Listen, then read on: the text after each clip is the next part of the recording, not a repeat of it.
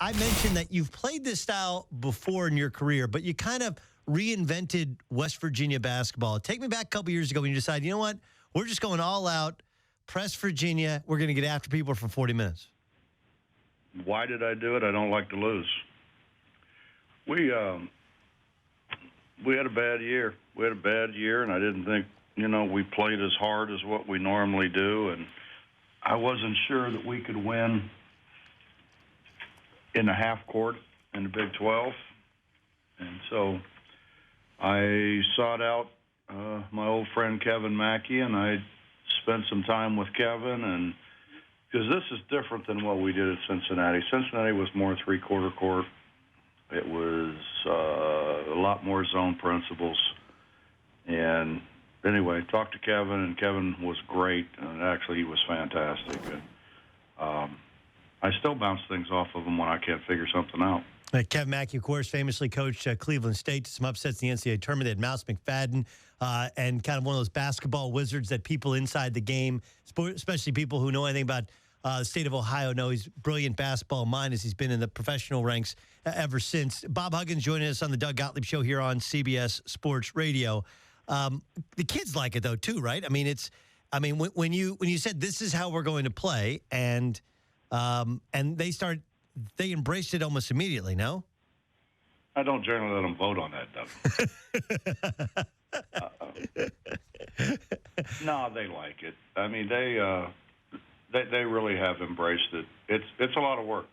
It's a lot of work, but it's also can be very rewarding. You get some easy baskets, and you really make people uncomfortable.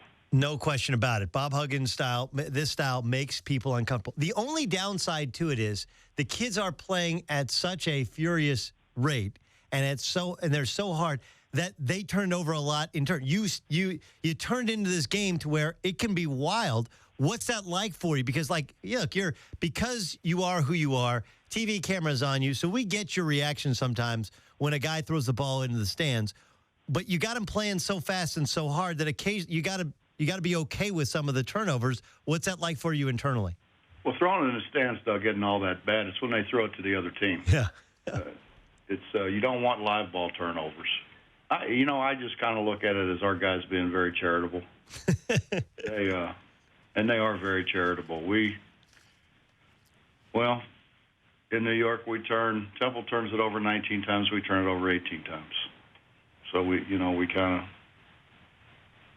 I guess, like they say in West Virginia, we brought back what we stole.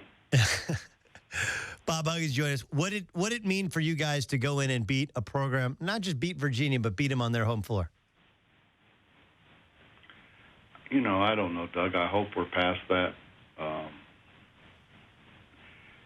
We expect to win, and I think if you look at our road record over the years here and really everywhere else, we've been a very, very good road team. Mm-hmm.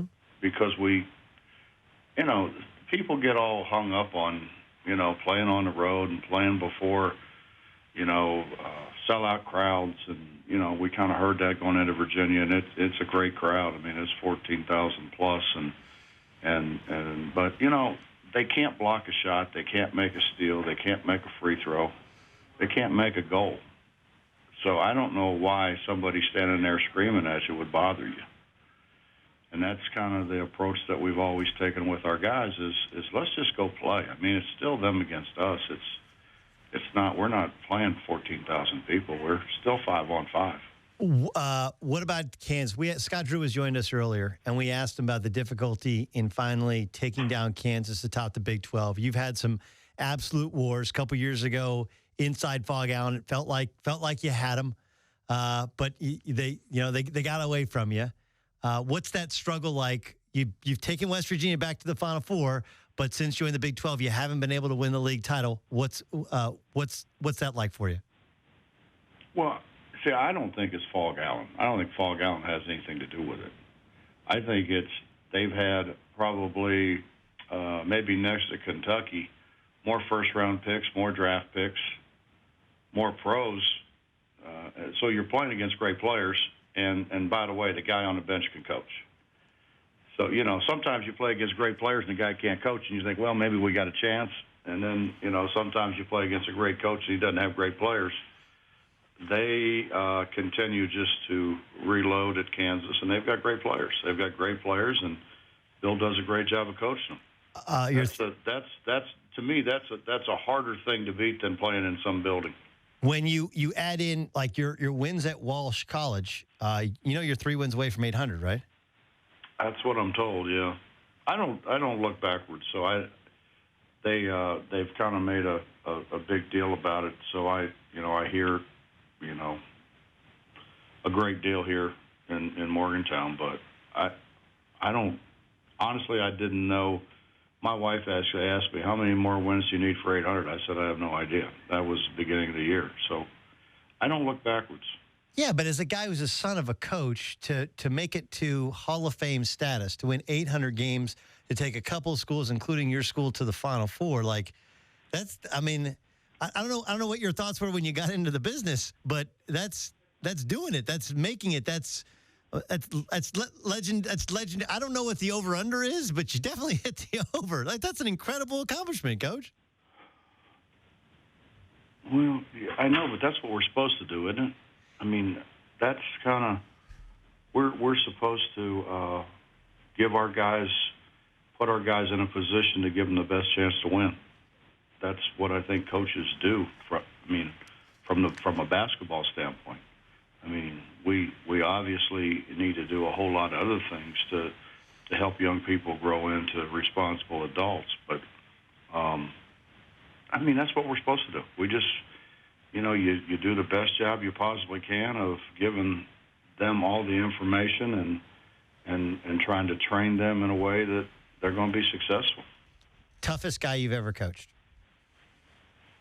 Toughest? Mm-hmm. Oh, wow.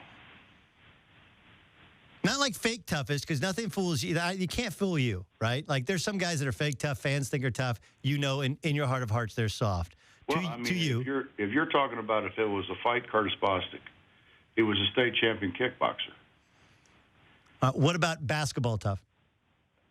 Kenyon Martin, without a doubt. You guys win it if he doesn't get hurt? I don't think it would have even been close. But that's just me. I'm biased, obviously, but we had a pretty good team. I mean, we had 2 lottery picks. We had a bunch of other really good players. People kind of forget Steve Logan was on that team. Kenny Satterfield, who played in the NBA. Pete Michael, who played in the NBA. Ryan Fletcher and Jermaine Tate had great years, great careers in Europe, and both were 6'9". We had a pretty good team. Yep, got pretty good. We had unquestionably the best player in the country.